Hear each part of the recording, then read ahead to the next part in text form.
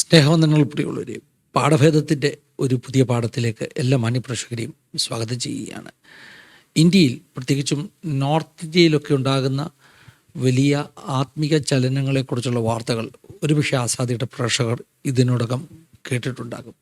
North ഇന്ത്യയുടെ പല ഭാഗങ്ങളിലും പ്രത്യേകിച്ചും ചെറുപ്പക്കാരായ ചില ദൈവദാസന്മാരെ ദൈവം വളരെ ശക്തമായി ഉപയോഗിക്കുന്നു. അങ്ങനെയുള്ളവരുടെ മീറ്റിങ്ങുകൾ, ക്രൂസേഡുകളൊക്കെ കാണുമ്പോൾ ഒരുപക്ഷെ പണ്ടൊരു കാലത്ത് ഡോക്ടർ DGS ദിനകരൻ്റെ മീറ്റിങ്ങുകൾ നടന്ന ഒരു കാലഘട്ടത്തിൻ്റെ ഓർമ്മയാണ് എനിക്ക് ഉണ്ടായത്. അങ്ങനെ മീറ്റിങ്ങുകൾ നയിക്കുന്ന ദൈവദാസന്മാരിൽ വളരെ പ്രമുഖനാകുന്ന വ്യക്തിയാണ് പാസ്റ്റർ അങ്കിത് സജ്വാൻ എന്ന് പറയുന്ന ഡൽഹി ബേസ്ഡ് പാസ്റ്റർ. ഈ അടുത്ത ദിവസങ്ങളിൽ അദ്ദേഹത്തിൻ്റെ ചില ക്രൂസേഡ്സിൻ്റെ വിഷ്വൽസ് ഞാൻ കാണുവാനിടയായി തീർന്നു. എനിക്ക് വളരെ കൗതുകമുണ്ടായി. ഈ ദൈവദാസൻ്റെ ജീവിതാനുഭവങ്ങൾ ഒന്ന് പഠിക്കണമെന്ന്. പഠിച്ചു കഴിഞ്ഞപ്പോൾ എനിക്ക് വലിയ അത്ഭുതവും സന്തോഷവും തോന്നി. അത്തരം അനുഭവങ്ങൾ ആസാദിയുടെ പ്രേക്ഷകരുമായിട്ട് പങ്കുവെക്കണമെന്നൊരു ആഗ്രഹം എനിക്ക് തോന്നി. ശക്തമായി വളർന്നുകൊണ്ടിരിക്കുന്ന ഒരു ചർച്ചാണ് അങ്കിത് സജ്വാൻ നയിക്കുന്ന ആ ഒരു ഡൽഹി ബേസ്ഡ് ചർച്ച്. അതിൻ്റെ വളർച്ചയ്ക്ക് പല പ്രധാനപ്പെട്ട ഘടകങ്ങളുണ്ട്. മറ്റൊരു സന്ദർഭത്തിൽ അത്തരം ഘടകങ്ങളെക്കുറിച്ച് ഒരുപക്ഷെ ചർച്ച ചെയ്യുന്നത് നല്ലതായിരിക്കുമെന്ന് ഞാൻ ആഗ്രഹിക്കുന്നു. എന്നാൽ ഞാൻ ഇന്ന് അങ്കിത് സജ്വാൻ പാസ്റ്ററുടെ ജീവിതാനുഭവങ്ങൾ ചുരുക്കമായിട്ട് ആസാദിയുടെ പ്രേക്ഷകരുമായിട്ട് ഒന്ന് പങ്കുവെക്കുകയാണ്. ആദ്യമായിട്ട് ഞാൻ കഴിഞ്ഞ ദിവസങ്ങളിൽ അദ്ദേഹത്തിൻ്റെ ചില ക്രൂസേഡിൻ്റെ വിഷ്വൽസ് ഞാൻ കാണുവാനിടയായി തീർന്നു. പ്രേക്ഷകരുമായിട്ട് പങ്കുവെക്കുകയാണ്. ജാർഖണ്ഡിൽ, അതുപോലെ തന്നെ നോർത്ത് ഇന്ത്യയുടെ പല ഭാഗത്ത്, മേഘാലയ, നോർത്ത് ഈസ്റ്റേൺ സ്റ്റേറ്റുകളിൽ ഒക്കെ നടക്കുന്ന വലിയ വലിയ ക്രൂസേഡുകൾ, ലക്ഷങ്ങൾ തടിച്ചു കൂടുന്ന ക്രൂസേഡുകൾ. ഇതൊരു അത്ഭുതമാണ്. പലപ്പോഴും ഇന്ത്യയുടെ പല ഭാഗങ്ങളിൽ ക്രൂസേഡ് പോയിട്ട് 100 പേര് വരുന്ന മീറ്റിങ്ങുകൾ സംഘടിപ്പിക്കാൻ പോലും ബുദ്ധിമുട്ടുള്ള, വലിയ പ്രശ്നങ്ങളും പ്രതിസന്ധികളുമുള്ള ഒരു കാലത്താണ് അങ്കിത് സജ്വാനെ പോലെയുള്ള ദൈവദാസന്മാർ ഇത്ര വലിയ മീറ്റിങ്ങുകൾ, ശരിക്കും നോർത്ത് ഇന്ത്യയുടെ പല ഭാഗങ്ങളിൽ അതിശക്തമായ ഉണർവുണ്ടെന്ന് തെളിവായിട്ട് ആളുകൾ കാണിക്കുന്ന ഈ വിഷ്വൽസ്, ഇത് ആദ്യമായിട്ട് ഒന്ന് പ്രേക്ഷകരെ കാണിക്കുകയാണ്. Tonight, as you praise God, every wall of Jericho is coming down, every cancer is coming down, every arthritis is coming down in the name of Jesus. यीशु ने कोड़े खाए अपनी देह पे आपकी चंगाई के लिए. अब वो इंतजार कर रहा है कि आप विश्वास से परिपूर्ण हो जाओ, उसकी प्रतिज्ञा में अड़िग खड़े हो जाओ और आप बोलो, यीशु दाम चुका चुका है, इसीलिए मैं अब विश्वास. परमेश्वर धर्म से हमें निकाल कर बेटे और बेटियों की कटनी कर रहा है.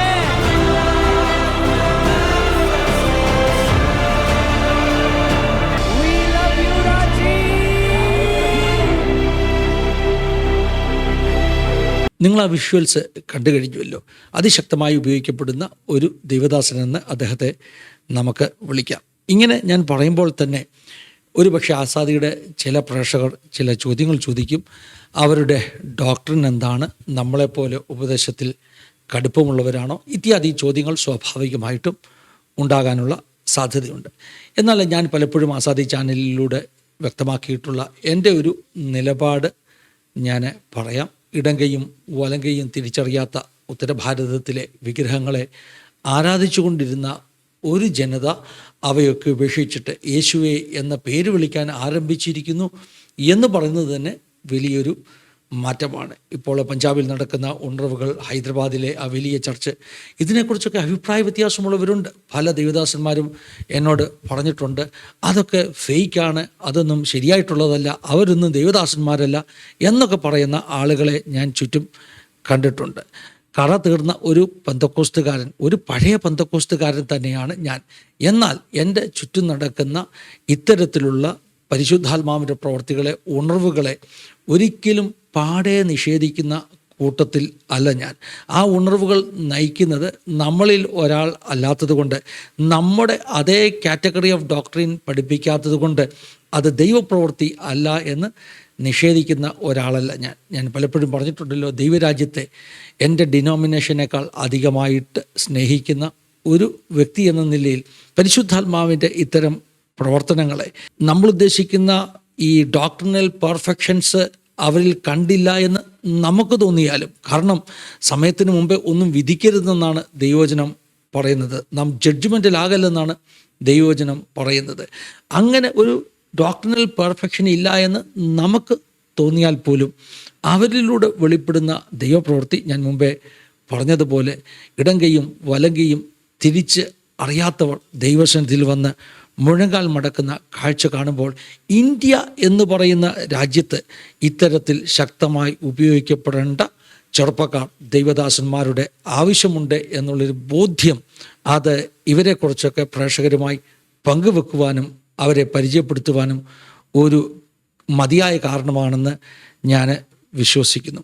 അങ്കിത് സജ്വാൻ്റെ അനുഭവങ്ങൾ വളരെ ചെറിയ പ്രായത്തിൽ തന്നെ ഈ അങ്കിത് സജ്വാൻ എന്ന് പറയുന്ന പാസ്റ്റർ ഒരു ദൈവാന്വേഷി അല്ലെങ്കിൽ ദൈവത്തെ അന്വേഷിക്കുന്ന ഒരു വ്യക്തിയായിരുന്നു. ഒരു രാജ്പുട്ട് കുടുംബത്തിലാണ് ഇദ്ദേഹം ജനിച്ചത്. രാജ്പുട്ടുകൾ എന്ന് പറയുമ്പോൾ വളരെ ധൈര്യശാലികളാകുന്ന ക്ഷത്രിയ വംശത്തിൽപ്പെട്ടവരാണ് രാജ്പുട്ട്. ഈ നോർത്ത് ഇന്ത്യയുടെ പൊളിറ്റിക്കൽ രംഗത്തൊക്കെ വളരെ പ്രധാനപ്പെട്ട ഒരു സ്ഥാനമുള്ള ഒരു കമ്മ്യൂണിറ്റിയാണ് ഈ രാജ്പുട്ടുകൾ എന്ന് പറയുന്നത്. ചെറിയ പ്രായത്തിൽ തന്നെ അദ്ദേഹം ദൈവാന്വേഷി ആയതുകൊണ്ട് ഈ പല പണ്ഡിറ്റുമാരുടെയൊക്കെ അടുക്കൽ ചെന്നിട്ട് ദൈവത്തെക്കുറിച്ചുള്ള ചോദ്യങ്ങൾ ചോദിക്കുക. വീട്ടിൽ അമ്മ ഈ മതത്തിൻ്റെ ഗുരുക്കന്മാരെയൊക്കെ വിളിച്ചുകൊണ്ട് വരും, അവരോട് ചോദ്യങ്ങൾ ചോദിക്കും, അവർ പറയുന്ന കഥകളൊക്കെ ഇഷ്ടപ്പെടും.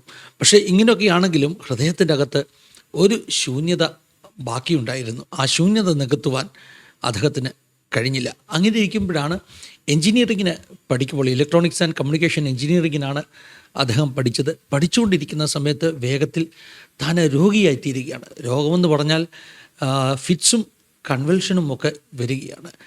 അങ്ങനെ ഫിറ്റ്സൊക്കെ വന്നിട്ട് തറയിൽ വീണ് കൈയും കാലുമൊക്കെ കൂടിപ്പോവുക, വായിൽ കൂടെ നുരയും പതയും വരിക, കണ്ണുകൾ റോൾ ബാക്ക് ചെയ്ത് ദൃഷ്ടി മറയുക എന്ന് പറയത്തില്ലേ, അങ്ങനെയൊക്കെ ഒരു വളരെ ഭീകരമാകുന്ന ഒരു അവസ്ഥയിലൂടെ ഈ ചെറുപ്പക്കാരൻ കടന്നുപോയി.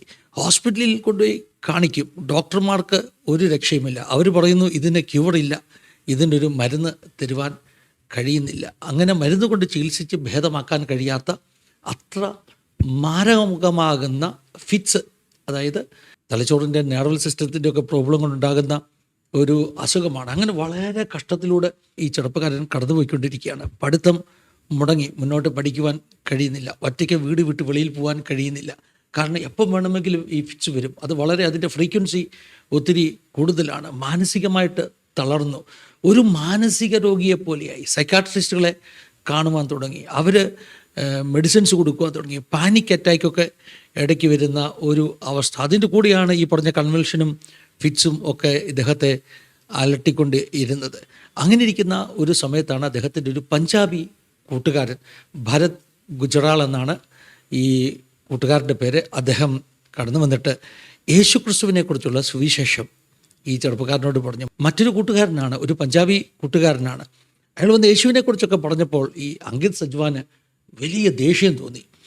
അദ്ദേഹം പെട്ടെന്ന് എന്താ ഓർത്തെന്നറിയാമോ, അദ്ദേഹം ഈ കൺവേർഷനെ കുറിച്ചൊക്കെ കേട്ടിട്ടുണ്ട്, ഇങ്ങനെ ക്രിസ്ത്യാനികൾ കൺവേർട്ട് ചെയ്യാൻ വരും, അങ്ങനെ എന്തോ കൺവേർഷൻ്റെ ഒരു ശ്രമമാണ് എന്നുള്ള ചിന്ത വന്നിട്ട് ഈ ഭരത് അദ്ദേഹത്തിൻ്റെ കൂട്ടുകാരനോട് അങ്കിത് പറഞ്ഞു, നീ എത്ര ശ്രമിച്ചാലും എന്നെ കൺവേർട്ട് ചെയ്യാൻ പറ്റത്തില്ല, ഞാൻ ഒരു നല്ല ഒന്നാന്തരം രാജ്പുട്ടാണ്, വെറുതെ നിൻ്റെ സമയമൊന്നും നഷ്ടപ്പെടുത്തേണ്ട ആവശ്യമില്ല, കൺവേർഷൻ ചെയ്താൽ ഒത്തിരി പണം കിട്ടും എന്നൊക്കെയാണ് ഈ അങ്കിത്ത് കേട്ടിട്ടുള്ളത്. അങ്കിത്ത് ഇദ്ദേഹത്തോട് പറഞ്ഞു, എനിക്ക് പണത്തിൻ്റെ ആവശ്യമൊന്നുമില്ല, നിനക്കൊരു പക്ഷേ എന്നെ കൺവേർട്ട് ചെയ്താൽ പണം കിട്ടുമായിരിക്കും എന്നൊക്കെ ഈ ഭരതിനോട് പറഞ്ഞു. ഭരത് അതിൻ്റെ മറുപടിയായിട്ട് പറഞ്ഞു, എനിക്ക് പണത്തിൻ്റെ ആവശ്യമൊന്നുമില്ല, കാരണം ഞങ്ങളുടെ കുടുംബം നല്ല സാമ്പത്തിക പശ്ചാത്തലമുള്ള കുടുംബമാണ്, 2 മെഡിക്കൽ സ്റ്റോർ, ഫാർമസി ഷോപ്സ് ഞങ്ങൾക്കുണ്ട്, ഞങ്ങൾക്ക് കാശിൻ്റെ ഒന്നും ആവശ്യമില്ല, നിന്നെ കൺവേർട്ട് ചെയ്തിട്ട് പണം കിട്ടേണ്ട യാതൊരു ആവശ്യവും എനിക്കില്ല, പക്ഷേ നിൻ്റെ ഈ അവസ്ഥ കണ്ടിട്ട്, നിൻ്റെ ഈ കഷ്ടകരമായ അവസ്ഥ കണ്ടിട്ട് ഞാൻ യേശു സൗഖ്യദായകനാണെന്നുള്ള സുവിശേഷം പറഞ്ഞു എന്ന് മാത്രമെന്ന് ഈ അങ്കിത്തിനോട് പറഞ്ഞു. അങ്കിത്തിന് ആദ്യം അത് ഉൾക്കൊള്ളുവാൻ കഴിഞ്ഞില്ല. എന്നാൽ ഈ ഭരത് അദ്ദേഹത്തോട് മറ്റൊരു ചെറുപ്പക്കാരൻ്റെ ജീവിതത്തിലുണ്ടായ ഒരു അത്ഭുതകരമാകുന്ന വിടുതലിനെക്കുറിച്ച് ഒരു ചെറിയ സാക്ഷ്യം പറഞ്ഞു. അതായത് ആ ചെറുപ്പക്കാരൻ ഡ്രഗ് അഡിക്റ്റ് ആയിരുന്നെന്നും താനെ അഡിക്ഷൻ്റെ കാരണത്താൽ മരണത്തോടടുത്തെന്നും അങ്ങനെ മരണക്കിടക്കയിൽ കിടക്കുന്ന സമയത്തെ അടച്ചിട്ട മുറിക്കകത്ത് ഭിത്തി തുളച്ചു വരുന്നത് പോലെ അടച്ച മുറിക്കകത്ത് യേശു ആ മുറിയിലേക്ക് ഇറങ്ങിച്ചെന്നെന്നും യേശു ആ ചെറുപ്പക്കാരനോട് സംസാരിച്ചുവെന്നും അവൻ അത്ഭുതകരമായി സൗഖ്യമായെന്നും അവന് ജീവിതത്തിലേക്ക് മടങ്ങി വന്ന് ഒരു രണ്ടാം അവസരം അവന് കിട്ടിയെന്നുമൊക്കെയുള്ള മറ്റൊരു ചെറുപ്പക്കാരൻ്റെ ജീവിതാനുഭവങ്ങൾ ഈ ഭരത് അങ്കിത്തിനോട് പറഞ്ഞു. അത് കേട്ട് കഴിഞ്ഞപ്പോൾ അങ്കിത്തിന് തോന്നി, അങ്ങനെയാണെങ്കിൽ ഒരിക്കൽ ഈ ഭരതിനോടൊപ്പം പ്രാർത്ഥനയ്ക്ക് ഒന്ന് പോകാം. എന്താണെങ്കിലും അദ്ദേഹം മനസ്സിൽ ഉറച്ചിരിക്കുകയാണ്, ഞാനൊരു രാജ്പുട്ടാണ്, ഇയാൾ എന്തൊക്കെ ശ്രമിച്ചാലും എന്നെ ക്രിസ്ത്യാനിയാക്കാനൊന്നും പറ്റത്തില്ല. പിന്നെ ഈ യേശു മുറിയിലിറങ്ങി വന്നു എന്നൊക്കെ കേട്ടപ്പോൾ അങ്ങനെ ഒരു ദൈവമുണ്ടോ എന്നൊരു ചോദ്യം. കാരണം ഈ അങ്കിത് സജുവാന് 11-12 ക്ലാസ്സുകളിലൊക്കെ പഠിക്കുമ്പോൾ സ്കൂള് കട്ട് ചെയ്തിട്ട് ക്ലാസ്സിൽ നിന്ന് ബങ്ക് ചെയ്തിട്ട് ഈ പറഞ്ഞ ഹരിദ്വാറിലും ഋഷികേശിലുമൊക്കെ വലിയ ഗുരുക്കന്മാരുടെ സത്സംഗിനൊക്കെ പോയിരിക്കും. അവിടെ ഇരുന്നിട്ട് ഇങ്ങനെ ആ കഥകളും ആ പ്രസംഗങ്ങളും ഒക്കെ കേൾക്കും. ഒരു ദൈവാന്വേഷിയാണ്. അങ്ങനെ പോയി കേട്ട പ്രസംഗങ്ങളിലൊന്നും ദൈവം മനുഷ്യനെ തേടിയെത്തുന്ന, മനുഷ്യൻ്റെ മുറിയിലേക്ക് ഇറങ്ങി വരുന്ന ഒരു കഥ അദ്ദേഹം കേട്ടിട്ടില്ല. അതുകൊണ്ടുണ്ടായ ഒരു ക്യൂരിയോസിറ്റി കൊണ്ട് പറഞ്ഞു, എന്താണെങ്കിലും ഞാൻ രാജ്പുട്ടാണ്, ഞാൻ ഒരു കാരണവശാലും എന്ത് ചെയ്യില്ല, മതമൊന്നും മാറത്തില്ല, പക്ഷേ പിന്നെ ഒന്ന് വന്നു നോക്കാം. അങ്ങനെ ഈ ഭരതൻ്റെ കൂടെ ആദ്യമായിട്ടൊരു പ്രാർത്ഥനാ മീറ്റിങ്ങിന് പോവുകയാണ്. ആ മീറ്റിങ്ങിന് പോകുമ്പോൾ അദ്ദേഹം പ്രതീക്ഷിക്കുന്നത്, നമുക്കറിയാമല്ലോ ഈ ക്രിസ്ത്യൻ എന്ന് പറയുമ്പോൾ അച്ഛന്മാരെയൊക്കെ ഓർമ്മ വരുന്ന ഫാദേഴ്സ്, അവരിടുന്ന വെളുത്ത വലിയ ലോഹയൊക്കെയുള്ള ഒരു കുപ്പായത്തിലൊക്കെ നിൽക്കുന്ന ഒരു അച്ഛൻ അവിടെയുണ്ട്. അച്ഛൻ ഇങ്ങനെ കൈയൊക്കെ ഉയർത്തി എന്തെങ്കിലുമൊക്കെ പറയുകയും അനുഗ്രഹിക്കുകയും ചെയ്യുമെന്നുള്ളൊരു ഭാവത്തിലാണ് അങ്കിത്തോട് ചെല്ലുന്നത്. പക്ഷെ അങ്കിത്തോട് ചെല്ലുമ്പോൾ കാണുന്നത് ഒരു സാധാരണക്കാരനായ മനുഷ്യൻ, ഒരു പാസ്റ്റർ സംസാരിച്ചു കൊണ്ടിരിക്കുന്നു. ആ പാസ്റ്റർ കുറേ കാര്യങ്ങൾ സ്റ്റേജിൽ നിന്ന് പറഞ്ഞു. യേശു ക്രിസ്തു നിങ്ങൾക്ക് വേണ്ടി മരിച്ചെന്നും രക്തം ചൊരിഞ്ഞെന്നും ഒക്കെ പറഞ്ഞു. പക്ഷേ അതൊന്നും അങ്കിത്തിന് വലിയ കാര്യമായിട്ട് തോന്നിയില്ല. അദ്ദേഹം ചിന്തിച്ചത്, ഇദ്ദേഹം എന്തോ ഈ ചുമ്മാതിങ്ങനെ നമ്മൾ ഈ പിള്ളേർ എടുത്തില്ല ബ്ലാ ബ്ലാ ബ്ലാ ബ്ലാ എന്നിങ്ങനെ പറഞ്ഞുകൊണ്ടിരിക്കുന്നത് എന്ന് മാത്രമേ അങ്കിത്തിന് തോന്നിയുള്ളൂ. ആ പ്രസംഗമൊന്നും അദ്ദേഹത്തെ സ്പർശിച്ചില്ല. പക്ഷേ ആ മീറ്റിങ്ങിൻ്റെ അവസാനം ഈ പാസ്റ്റർ ഇങ്ങനെ ചോദിച്ചു, നിങ്ങളുടെ ജീവിതത്തിൽ ഒരു ചേഞ്ച് വരണമെന്ന് നിങ്ങൾക്ക് ആഗ്രഹമുണ്ടോ? ഒരു വ്യത്യാസം ഉണ്ടാകണമെന്ന് നിങ്ങൾക്ക് ആഗ്രഹമുണ്ടോ? അങ്ങനെ ആഗ്രഹമുണ്ടെങ്കിൽ ഞാൻ പറയുന്ന ഈ പ്രാർത്ഥന ഏറ്റുചൊല്ലുക. അങ്ങനെ ആ പാസ്റ്റർ പറഞ്ഞു കൊടുത്ത പ്രാർത്ഥന, അതിൻ്റെ അർത്ഥം പോലും അറിയാതെ അങ്കിത്ത് ഏറ്റുചൊല്ലി. എന്താണ് പ്രാർത്ഥന? കർത്താവേ യേശുവേ, ഞാൻ നിന്നിൽ വിശ്വസിക്കുന്നു, നീ എൻ്റെ ഹൃദയത്തിലേക്ക് വരണം, എൻ്റെ ഹൃദയത്തിൻ്റെ വാതിൽ നിനക്കായി ഞാൻ തുറന്നു തരികയാണ്, എന്നെ സഹായിക്കണം എന്ന് പറയുന്ന ഒരു ചെറിയ പ്രാർത്ഥന. പാസ്റ്റർ ആമീൻ പറഞ്ഞു, അങ്കിത്തും ആമീൻ പറഞ്ഞു. പക്ഷെ അങ്കിത്ത് ഒരിക്കലും പ്രതീക്ഷിച്ചില്ല ആ ചെറിയ പ്രാർത്ഥന തൻ്റെ ജീവിതത്തെ മാറ്റിമറിക്കുമെന്ന് അദ്ദേഹം ഒരിക്കലും പ്രതീക്ഷിച്ചില്ല. അന്ന് താൻ തൻ്റെ മുറിയിലേക്ക് തിരിച്ചു ചെന്നു, തൻ്റെ വീട്ടിൽ തിരിച്ചു ചെന്നു. തൻ്റെ ബെഡ്റൂമിൽ ചെന്ന് തൻ്റെ കട്ടിലിൽ കിടക്കുമ്പോൾ ആ നിമിഷം തന്നെ, അതായത് അദ്ദേഹം പറയുന്നത്, എൻ്റെ തലവണയിൽ സ്പർശിച്ച നിമിഷം തന്നെ ഞാനൊരു ട്രാൻസിലായി, അല്ലെങ്കിൽ ഒരു ആത്മവിവശതയിലായി. ഞാൻ ഒരു ശബ്ദം കേൾക്കുവാനിടയായി തീർന്നു. ദൈവം എന്നോട് സംസാരിക്കുന്നു എന്ന് ബോധ്യം വരുത്തുന്ന ഒരു ശബ്ദം ഞാൻ കേൾക്കുവാനിടയായി തീർന്നു. എനിക്ക് തന്നെ അത് വിശ്വസിക്കാൻ കഴിഞ്ഞില്ല. ഞാനോർത്തു, ഇത് അങ്ങനെ എന്തെങ്കിലും ഉണ്ടായ ഒരു തോന്നലാണോ എന്നാണ് ഞാൻ ചിന്തിച്ചത്. അദ്ദേഹം പറഞ്ഞത്, ആ കാലത്തെക്കുറിച്ച് നിങ്ങൾ മനസ്സിലാക്കണം, ഈ ഫിറ്റ്സൊക്കെ വരുന്നത് കൊണ്ട് വീട്ടിൽ നിന്ന് ഒറ്റയ്ക്ക് വെളിയിൽ വിടാത്ത ഒരു സമയമാണ്. ഫിറ്റ്സ് വന്നു കഴിഞ്ഞാൽ കണ്ണ് തുറന്ന് നോക്കുമ്പോൾ ഹോസ്പിറ്റൽ ബെഡിൽ കിടക്കുന്നു, ട്രിപ്പൊക്കെ കൊടുത്തിട്ടുണ്ട്. അപ്പനും അമ്മയും കുഞ്ഞനുജത്തിയും അവിടെ നിന്ന് കരയുന്ന കാഴ്ചയൊക്കെയാണ് സാധാരണ കാണാറുള്ളത്. പക്ഷേ ഇപ്രാവശ്യം അദ്ദേഹം ഒരു ട്രാൻസിലായിട്ട് ഒരു ദൈവശബ്ദം കേൾക്കുകയാണ്. വളരെ നിരാശ നിറഞ്ഞ കാലമായിരുന്നത്. നമ്മൾ മനസ്സിലാക്കണം, ഈ ഫിറ്റ്സും രോഗവും പഠിത്തം നഷ്ടപ്പെട്ടു. അപ്പനാണെങ്കിൽ വലിയ വിഷമം. അപ്പൻ്റെ വലിയൊരു സ്വപ്നമായിരുന്നു ഒരു കാലത്ത് എൻജിനീയർ ആകണം എന്നുള്ളത്. വല്യപ്പച്ചൻ എന്ന് പറയുന്നത് ഇന്ത്യൻ റെയിൽവേയിലെ ഒരു സൂപ്രണ്ടൻ്റ് ആയിരുന്നു. ആ ഒരു അവരുടെ ടൗണിലെ ആദ്യത്തെ ടൈപ്പ് റൈറ്റിംഗ് സെൻറ്ററൊക്കെ തുടങ്ങിയത് ഇവരുടെ വല്യപ്പച്ചനാണ്. വല്യപ്പച്ചൻ ഈ അങ്കിത്തിൻ്റെ പിതാവിനെ എൻജിനീയറാക്കാൻ വിട്ടില്ല. അതിൻ്റെ ഒരു വലിയ വിഷമം പിതാവിനുണ്ട്. അതുകൊണ്ട് എങ്ങനെയെങ്കിലും ഈ ചെറുക്കനെ എൻജിനീയർ ആക്കണം എന്നുള്ള ആഗ്രഹത്തോടുകൂടിയാണ് പിതാവ് പഠിപ്പിക്കുന്നത്. അങ്ങനെ രോഗിയൊക്കെ തീർത്ത് പഠിത്തമൊക്കെ ഉപേക്ഷിച്ച് വീട്ടിൽ വന്നപ്പോൾ ഒരു ദിവസം അങ്കിത്തിൻ്റെ പിതാവ് വന്നിട്ട് ഈ ചെറുക്കൻ കട്ടിലേക്ക് കിടക്കുമ്പോൾ കാല് പിടിച്ച് ഒത്തിരി കരഞ്ഞു. എന്നിട്ട് അയാൾ ഇങ്ങനെ പ്രലപിച്ചുകൊണ്ടിരുന്നു, ഇങ്ങനെ പരാതി പറഞ്ഞുകൊണ്ടിരുന്നു, എന്തിനാണ് നീ എൻ്റെ വീട്ടിൽ വന്ന് ജനിച്ചത്? എൻ്റെ സ്വപ്നങ്ങൾ മുഴുവൻ തകർന്നു പോയില്ലേ? ഞാൻ നിന്നെ ഒരു എൻജിനീയർ ആക്കാൻ ആഗ്രഹിച്ചത്, എന്നിട്ടും ഈ ഗതിയൊക്കെ ആയില്ലേ എന്ന് പറഞ്ഞ് അപ്പൻ ഒത്തിരി കരഞ്ഞതൊക്കെ ഇദ്ദേഹം തൻ്റെ അനുഭവത്തിൽ പറയുന്നുണ്ട്. അങ്ങനെ വളരെ നിരാശ, എൻ്റെ ജീവിതം കൊണ്ടൊരു പ്രയോജനമില്ലല്ലോ, ആളുകളുടെ സ്വപ്നങ്ങൾ പൂർത്തീകരിക്കാൻ എനിക്ക് കഴിഞ്ഞില്ലല്ലോ, ഇനി ഞാൻ എത്ര നാൾ ജീവിക്കും, ഒരിക്കൽ ഞാൻ മരിച്ചു പോകും. അങ്ങനെ ഒരു വേള ആത്മഹത്യ ചെയ്യണമെന്ന് പോലും ചിന്തിച്ചിരിക്കുന്ന സമയം, സൂയിസൈഡൽ ഒരു ചിന്ത മനസ്സിലുള്ള സമയത്താണ് ഈ ഒരു എൻകൗണ്ടർ കർത്താവ് ഒരു പ്രത്യേക അനുഭവത്തിലൂടെ അങ്കിത്തിനോട് സംസാരിക്കുന്ന ഒരു അനുഭവം അദ്ദേഹത്തിന് ഉണ്ടാകുന്നത്. അടുത്ത ദിവസം രാവിലെ അങ്കിത്ത് തൻ്റെ അമ്മയോട് എന്നിട്ട് പറഞ്ഞു, അമ്മേ, ഇന്നലെ രാത്രി ദൈവം എന്നോട് എൻ്റെ മുറിയിൽ വന്ന് സംസാരിച്ചു. അമ്മ ചിരിച്ച് അതിനെ തള്ളിക്കളഞ്ഞു. അമ്മ പറഞ്ഞു, മോനെ, ഇത് കലിയുഗമാണ്, കലിയുഗത്തിൽ ദൈവം ആരോടും സംസാരിക്കത്തില്ല, ദൈവം നിശബ്ദമായിരിക്കുന്ന സമയമാണ് കലിയുഗം, അതുകൊണ്ട് നിനക്ക് തോന്നിയതാണ്, അങ്ങനൊന്നും സംഭവിച്ചിട്ടില്ല. നിങ്ങൾ മനസ്സിലാക്കണം, ഈ അങ്കിത് സജ്വാന ആ സമയത്ത് വേദപുസ്തകം എന്താണെന്ന് അറിയത്തില്ല, ചർച്ച എന്താണെന്ന് അറിയത്തില്ല. ഒറ്റ പ്രാവശ്യം ചർച്ചയിൽ പോയി ഒരു ചെറിയ പ്രാർത്ഥന പ്രാർത്ഥിച്ച് തിരിച്ചു വന്ന ഒരു അനുഭവമല്ലാത്ത ക്രിസ്തീയതയെക്കുറിച്ച് ഒരു അറിവുമില്ലാത്ത ഒരു സമയമാണെന്ന് മനസ്സിലാക്കണം. എന്നിട്ട് അങ്കിത്ത് പറയുന്നുണ്ട് അദ്ദേഹത്തിൻ്റെ സാക്ഷ്യത്തിൽ, ഈ ചർച്ച എന്ന് പറഞ്ഞാൽ ഒരു വലിയ ചർച്ച ഒന്നുമല്ല, അങ്ങനെ പേര് പറയാനുള്ള ഒന്നുമില്ല, ഒരു കൊച്ചു ചർച്ചിലാണ് അദ്ദേഹം അന്ന് ആദ്യമായിട്ട് പോയത്. അതിനുശേഷം പിന്നെയും ഭരതൻ്റെ കൂടെ അടുത്തൊരു ദിവസം അദ്ദേഹം പിന്നെയും ചർച്ചിൽ പോകുവാനിടയായി തീർന്നു. ഈ ഒരു എൻകൗണ്ടർ ഉണ്ടായി, പക്ഷേ പൂർണ്ണമായിട്ടും അതിൽ വിശ്വാസമൊന്നും ആയിട്ടില്ല. ഒന്നുകൂടെ ചർച്ചിൽ പോകുക. ഈ ഭരതൻ്റെ കൂടെ അടുത്ത പ്രാവശ്യം ചർച്ചിൽ ചെന്നപ്പോൾ അന്ന് അവിടെ കേട്ട മെസ്സേജ്, ദൈവം നിങ്ങളെ സ്നേഹിക്കുന്നു, ദൈവം സ്നേഹമാണെന്നുള്ള മെസ്സേജാണ് കേട്ടത്. ആ മെസ്സേജ് അദ്ദേഹത്തിന് ഒട്ടും ഇഷ്ടപ്പെട്ടില്ലെന്ന് മാത്രമല്ല, ഒരു മാനസികമായ എതിർപ്പ് തോന്നി. കാരണം അദ്ദേഹം പലപ്പോഴും ചോദിച്ചിട്ടുണ്ട്, ദൈവമുണ്ടോ, ദൈവം എവിടെയാണ്, എൻ്റെ പ്രശ്നങ്ങൾ എന്താ കാണാത്തത്, അങ്ങനെയൊക്കെ ചോദ്യങ്ങൾ ചോദിച്ച ഒരു ചെറുപ്പക്കാരനോട് ദൈവം നിങ്ങളെ സ്നേഹിക്കുന്നെന്ന് പറഞ്ഞപ്പോൾ അദ്ദേഹത്തിൻ്റെ മനസ്സ് പറഞ്ഞു, അങ്ങനെ സ്നേഹിക്കുന്ന ഒരു ദൈവമൊന്നുമില്ല, അങ്ങനെ സ്നേഹിക്കുന്ന ദൈവം ഉണ്ടെങ്കിൽ എന്നോടെന്താ മിണ്ടാത്തത്, എന്നോടെന്താ സംസാരിക്കാത്തത്. എന്താണെങ്കിലും ആ പ്രസംഗം കേട്ട് അന്ന് വീട്ടിൽ മടങ്ങി ചെന്നപ്പോൾ അങ്കിത്ത് തൻ്റെ റൂമിൻ്റെ ബാൽക്കണിയിൽ നിന്നുകൊണ്ട് ആകാശത്തിലേക്ക് നോക്കി, നക്ഷത്രങ്ങളെ നോക്കിക്കൊണ്ട് ഇങ്ങനെ മനസ്സിൽ ഉരുകി പ്രാർത്ഥിച്ചു, ഒരു ദൈവമുണ്ടെങ്കിൽ, സ്നേഹിക്കുന്ന ഒരു ദൈവമുണ്ടെങ്കിൽ എൻ്റെ മുറിയിലേക്കൊന്ന് ഇറങ്ങി വരണം. അങ്ങനല്ലേ ആ ഭരത് പറഞ്ഞത്, മുറിയിൽ ഇറങ്ങി വരുന്ന ഒരു ദൈവം എന്നോടൊന്ന് സംസാരിക്കണം എന്ന് പറഞ്ഞ് ഉള്ളുരുകി അദ്ദേഹം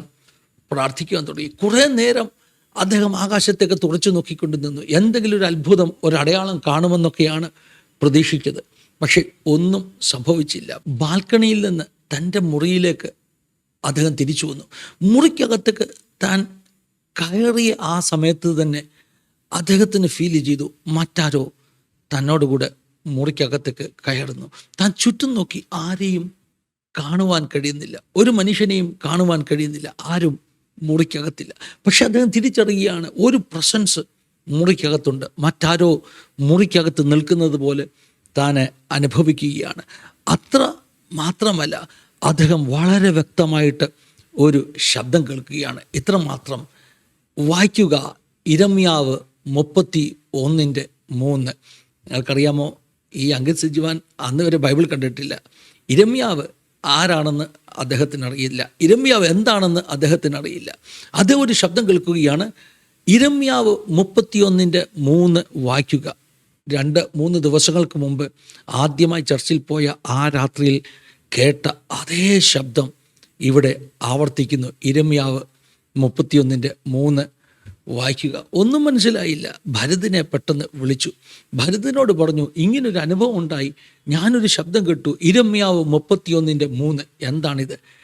ഈ ഭരത് അങ്ങ് എക്സൈറ്റഡായി. ഭരത് പറഞ്ഞു, അത് വേദപുസ്തകത്തിലെ ഒരു വാക്യമാണ്, നീ പെട്ടെന്ന് എൻ്റെ വീട്ടിൽ വാ. അങ്ങനെ വേഗത്തിൽ വീട്ടിൽ ചെന്നു, വേദപുസ്തകം തുറന്നു, ഇരമ്യാവ് 31:3 വായിച്ചു.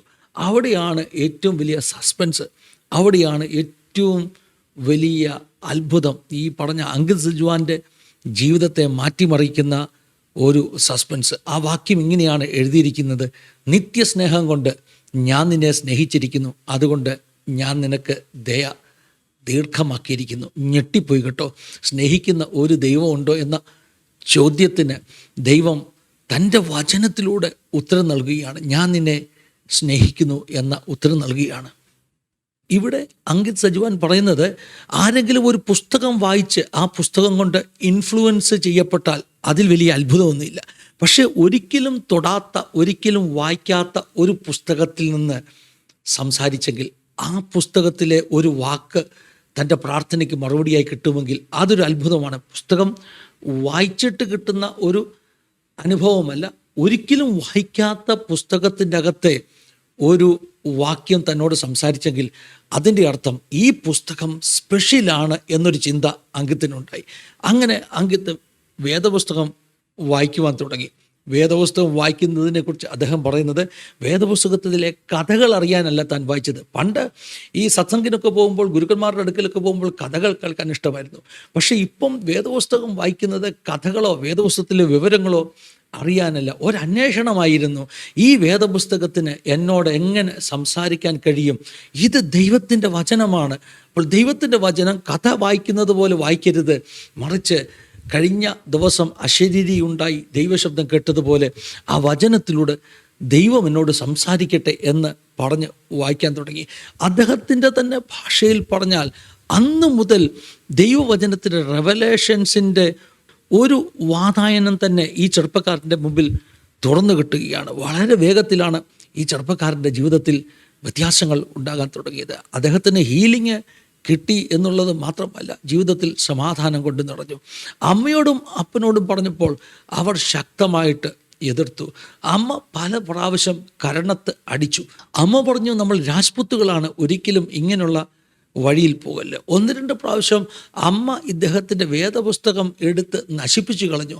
അതുകൊണ്ട് പിന്നെ വേദപുസ്തകം വലിയ കമ്പ്യൂട്ടർ സയൻസിൻ്റെ ടെക്സ്റ്റ് ബുക്കുകൾക്ക് ഇടയിൽ ഒളിപ്പിച്ചു വെച്ച് വായിക്കുവാൻ തുടങ്ങി. അങ്ങനെയൊക്കെ അങ്കിത് സജുവാൻ എന്ന് പറഞ്ഞ ചെറുപ്പക്കാരൻ വിദ്യാഭ്യാസ കാലത്ത് തന്നെ കർത്താവിനോട് കൂടുതൽ അടുത്തുകൊണ്ടിരുന്നു. ചർച്ചിൽ ആക്റ്റീവായി, ചർച്ചിൽ നിന്ന് കൂടുതൽ വചനം പഠിച്ചു, രക്ഷിക്കപ്പെട്ട് സ്നാനപ്പെട്ട് ഒരു ദൈവവേദലായി തീർന്നു. എൻജിനീയറിംഗ് ഒക്കെ കഴിഞ്ഞ് ഒരു ജോലിയിൽ പ്രവേശിച്ചു. ജോലിയിൽ പ്രവേശിച്ചെങ്കിലും അങ്കിത്തിൻ്റെ മെയിൻ ജോലി സുവിശേഷം പറയുക എന്നുള്ളതാണ്. കാണുന്നവരോടൊക്കെ സുവിശേഷം പറയും. ആദ്യത്തെ ദിവസം ആ ഒരു ഓഫീസിൽ ചെന്നപ്പോൾ തന്നെ അവിടെയുള്ളൊരു ചെറുപ്പക്കാരനെ ചൂണ്ടിയിട്ട് പരിശുദ്ധാത്മാവ് പറഞ്ഞു, ഇവനാണ് നിൻ്റെ ഏറ്റവും അടുത്ത സ്നേഹിതനാകാൻ പോകുന്നത്. പക്ഷേ ആ ചെറുപ്പക്കാരൻ്റെ രൂപഭാവങ്ങൾ ഒക്കെ കണ്ടപ്പോൾ ഇവൻ ഒരിക്കലും ദൈവത്തെ അറിയില്ല എന്നാണ് അങ്കിത്ത് ചിന്തിച്ചത്. അങ്കിത്ത് ഈ ചെറുപ്പക്കാരനോട് അടുത്ത് ഇടപഴകാൻ തുടങ്ങി. അദ്ദേഹത്തോട് സുവിശേഷം പറഞ്ഞു. ഈ ചെറുപ്പക്കാരൻ തിരിച്ച് അങ്കിത്തിനോട് പറഞ്ഞു, നീ എൻ്റെ കൂടെ കൂടി നടന്നാൽ കുറേ കഴിയുമ്പോൾ നീ നിരീശ്വരവാദിയാകും. കാരണം ഞാൻ ഇതിലൊന്നും വിശ്വസിക്കുന്നവനല്ല, നീ കുറേ ഇമോഷണലാണ്. പക്ഷേ സംഭവിച്ചത് നേരെ തിരിച്ച. ആഴ്ചകൾക്കുള്ളിൽ ഈ ചെറുപ്പക്കാരൻ ഒരു ഭയങ്കര ദൈവവേദലായി മാറിയെന്ന് മാത്രമല്ല, ഇന്ന് നോർത്ത് ഇന്ത്യയിലെ ഒരു വലിയ ചർച്ചിൻ്റെ പാസ്റ്ററാണ് ആ ചെറുപ്പക്കാരൻ. അങ്കിത് ആദ്യമായി ഓഫീസിൽ കണ്ട വ്യക്തി. അവിടെ കൊണ്ട് തീരുന്നില്ല. ആ ഓഫീസിൽ കണ്ട മറ്റൊരു പെൺകുട്ടിയോട് സുവിശേഷം പറഞ്ഞു. ഭാവിയിൽ ആ പെൺകുട്ടി അങ്കിത് സജുവാൻ്റെ ഭാര്യയായി തീർന്നു. അങ്ങനെ ആ കഥയങ്ങ് പുരോഗമിക്കുകയാണ്. മാതാപിതാക്കൾ അവരൊരിക്കലും വിശ്വാസത്തിൽ വരത്തില്ല, ഈസി ടാർഗറ്റ് അല്ല, അവർ കർത്താവിനെ കേൾക്കത്തില്ലെന്ന് അങ്കിത്തിൻ്റെ മനസ്സ് പറഞ്ഞു. അതുകൊണ്ട് അങ്കിത്ത് ഓർത്തു, എൻ്റെ പെങ്ങളോട് സുവിശേഷം പറയാം. പെങ്ങളോട് സുവിശേഷം പറഞ്ഞു. പെങ്ങളോട് ചെന്നിട്ട് പറഞ്ഞു, യേശുക്രിസ്തു സമാധാന പ്രഭുവാണ്, സമാധാനം കൊണ്ടുവരുന്നവനാണ്. പെങ്ങളെ കളിയാക്കിയിട്ട് പറഞ്ഞു, നീ യേശുവിനെ പിൻപറ്റിയ അന്ന് മുതൽ ഈ വീട്ടിൽ ഉള്ള സമാധാനം കൂടെ പോയി. ഈ വീട്ടിൽ എന്ത് സന്തോഷമായിട്ട് കഴിഞ്ഞ വീടാണ്. ഇപ്പോൾ ഈ വിശ്വാസത്തിൻ്റെ പേരിൽ പറഞ്ഞ് എല്ലാവരും തമ്മിലടിയാണ്. അതുകൊണ്ട് ഈ യേശുവിന് എങ്ങനെയാണ് സമാധാനം കൊണ്ടുവരുവാൻ കഴിയുന്നത്? അവളും റിജക്റ്റ് ചെയ്തു. എൻ്റെ വീട്ടിൽ നിന്ന് ആരും വിശ്വാസത്തിൽ വരികയില്ല എന്നൊക്കെയാണ് അങ്കിത് സജുവാൻ എന്ന ചെറുപ്പക്കാരൻ ചിന്തിച്ചത്. പക്ഷേ കുറച്ച് കഴിഞ്ഞപ്പോൾ ഒരു ദിവസം ഈ പെങ്ങൾ വന്നിട്ട് പറയുകയാണ്, യേശു എൻ്റെ മുറിയിൽ വന്നു, എന്നെ മുകളിലേക്ക് കൊണ്ടുപോയി, എന്നെ സ്വർഗമൊക്കെ കാണിച്ചു. പിന്നെ അന്ന് മുതൽ ഈ പെൺകുട്ടിയുടെ ജീവിതം മാറുകയാണ്. അവൾ യേശുവിനെ എഴുത്തുകൾ എഴുതുവാൻ തുടങ്ങി. അവളും യേശുവുമായിട്ടുള്ളൊരു ബന്ധം ഡെവലപ്പായി. ഇന്ന് ചുരുക്കി പറഞ്ഞാൽ അങ്കിത്തിൻ്റെ ഡാഡിയും മമ്മിയും പെങ്ങളും ഭർത്താവും എല്ലാം നല്ല ദൈവമക്കളായി തീർന്നിരിക്കുന്നു. അങ്ങനെ പുരോഗമിക്കുന്ന ഒരു കഥയുടെ ഏറ്റവും ലേറ്റസ്റ്റ് വിഷ്വൽസാണ് നമ്മൾ ഈ കണ്ട ആ ക്രൂസൈഡ്സൊക്കെ. സന്തോഷമില്ലേ? സന്തോഷിക്കണം. ഒരുപക്ഷെ ഞാനീ പറഞ്ഞതുപോലെ, ഞാൻ എപ്പോഴും പറയുന്നത് പോലെ, അങ്കിത് സജുവാൻ ഒരു പന്തക്കോസ്തുകാരനാണോ, പന്തക്കോസ് ഡോക്ടറിനാണോ അദ്ദേഹം പ്രസംഗിക്കുന്നത്, അതോ ഇവാഞ്ചലിക്കലാണോ, അതോ ബോണഗേനാണോ, അതോ നൂജനാണോ എന്നൊക്കെ നമ്മൾക്ക് ചോദിക്കാൻ സാധ്യതയുണ്ട്. ഞാൻ പിന്നെയും ആവർത്തിക്കട്ടെ, ഞാനൊരു പഴയ പന്തക്കോസ്തുകാരനാണ്. പക്ഷേ ലോകത്തിൻ്റെ ഏത് ഭാഗത്തും നടക്കുന്ന പരിശുദ്ധാത്മാവിൻ്റെ മൂവ്മെൻറ്റ് അത് നമ്മളിൽ ഒരാളെ അല്ല ദൈവം ഉപയോഗിക്കുന്നത് എന്ന് കണ്ട് ഒരിക്കലും വില കുറച്ച് കാണരുത് എന്ന് ചിന്തിക്കുന്ന ഒരു കൂട്ടത്തിലാണ്. അങ്കിത് സജ്വാൻ തന്നെ ഈ ഡിനോമിനേഷനലിസത്തെക്കുറിച്ച് തൻ്റെ അനുഭവത്തിൽ പറയുന്ന ഒരു കാര്യമുണ്ട്. അദ്ദേഹം പറഞ്ഞു, അദ്ദേഹം ഈ വിശ്വാസത്തിലൊക്കെ വന്ന ശേഷം അദ്ദേഹത്തോട് ആളുകൾ ചോദിക്കാൻ തുടങ്ങി, നീ പ്രൊട്ടസ്റ്റൻറ്റുകാരനാണോ, നീ പെന്തക്കോസ്താണോ, നീ സെവന്ത് ഡേക്കാരനാണോ, നീ കാത്തലിക്കാണോ എന്നൊക്കെ ചോദിക്കാൻ തുടങ്ങി. ഈ അങ്കിത്തിന് അറിയത്തില്ല ഇതെല്ലാം എന്താണെന്ന്. കാരണം ആദ്യമായിട്ട് കേൾക്കുകയാണ്. ക്രിസ്ത്യാനികളെന്ന് പറഞ്ഞാൽ ഇങ്ങനെ പല ടൈപ്പ് ഉണ്ടെന്ന് ആദ്യമായിട്ട് കേൾക്കുകയാണ്. പിന്നെ പുള്ളി അന്വേഷിച്ചപ്പോൾ മനസ്സിലായി 3000-ലധികം ഡിനോമിനേഷൻ ഉണ്ട്. ആകെ കൺഫ്യൂഷനായി കേട്ടോ. അങ്കിത്ത് ദൈവസന്നിധി ചെന്നിട്ട് പ്രാർത്ഥിച്ചു, കർത്താവേ, ഈ ഡിനോമിനേഷനുകളിൽ ഏതാണ് നിൻ്റേത്? ഞാൻ ആ ഡിനോമിനേഷനിൽ പോകാൻ ആഗ്രഹിക്കുന്നു.